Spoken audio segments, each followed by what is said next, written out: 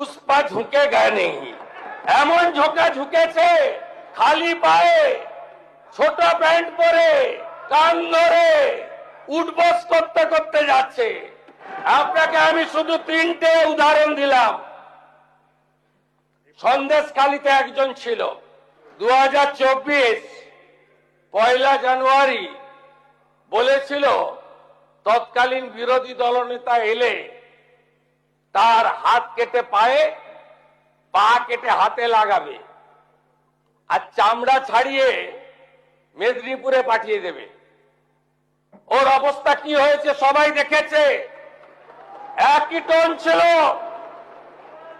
আরেকটা জীবনতলার গুন্ডা ক্যানিং ভাঙড়,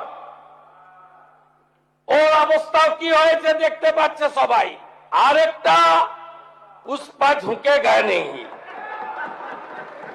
এমন ঝোঁকা ঝুঁকেছে খালি পায়ে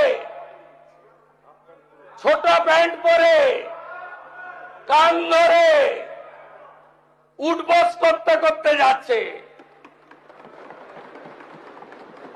আপনাকে আমি বলে গেলাম পুলিশ তার ব্যবস্থা নেবে। আর আমি এক সপ্তাহ পরে মুর্শিদাবাদে যাচ্ছি। আপনাকে আমি শুধু তিনটে উদাহরণ দিলাম।